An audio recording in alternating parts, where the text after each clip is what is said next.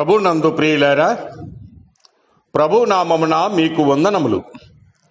ఈరోజు దేవుని యొక్క వాక్య ధ్యానము కీర్తనల గ్రంథము 73వ కీర్తన 25వ వచనము.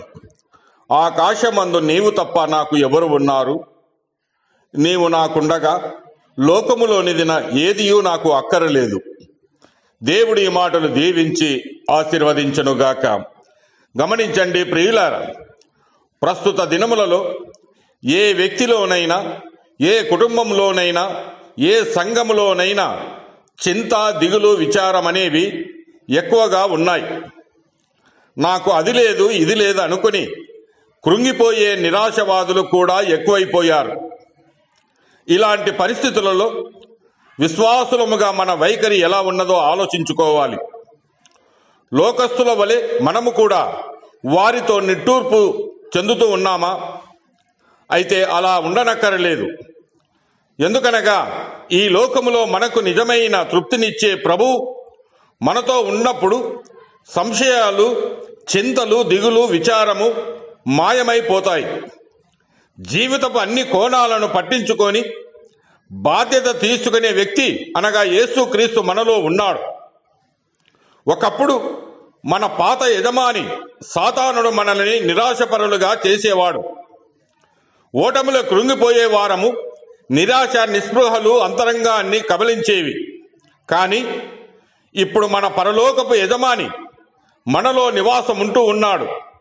అంతరంగంలో ఉన్న ఆలోచనలను ఆయన సవరించేవాడుగా ఉన్నాడు.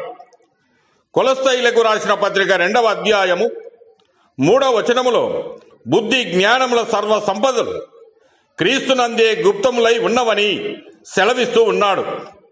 మరి ప్రియులారా, ఇటువంటి క్రీస్తు ప్రభు మన సొంతం అయినప్పుడు ఆయనలో ఉన్నవన్నీ మనవే కదా.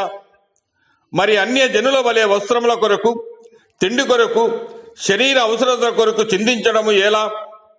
ఇవన్నీ కావలెనని మీ పరలోకపు తండ్రికి తెలియను.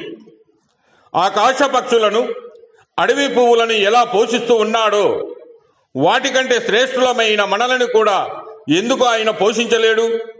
మరి ప్రియులారా, మనం ఆయన భుజముల మీద ఉన్నాం, ఆయన కవిగిట్లో ఉన్నాం, ఆయన అరిచేతిలో ఉన్నాం, ఆయన పాదముల యొద్ద ఉన్నాము. ఇంత సమీపంగా ఉన్న మనకు ఆయన ఎంతో ప్రియమైన వాడుగా ఉన్నాడు. కనుక ప్రియులారా, తిమోతీయులకు రాసిన మొదటి పత్రికలో 6వ అధ్యాయం 7-8 వచనములో మనము గమనించినప్పుడు మనము ఈ లోకములోనికి ఏమీ తేలేదు, దీనిలో నుండి ఏమీ తీసుకొని పోలేం. కాగా అన్న వస్త్రములు గలవారమై ఉండి వాటితో తృప్తి పొంది ఉందామని వాక్యము సెలవిస్తూ ఉన్నది. కనుక ప్రియమైన సహోదరి, సహోదరుడా, దేవుడు నీకు సంతృప్తికరమైనటువంటి జీవితాన్ని దయచేస్తూ ఉండగా ఈ లోక ఆశలను బట్టి నువ్వు కృంగిపోవడం ఎలా? దేవునిపైననే ఆధారపడము, దేవునినే నమ్ముకొనుము. దేవుడు మిమ్మల్ని దీవించి ఆశీర్వదించునుగాక.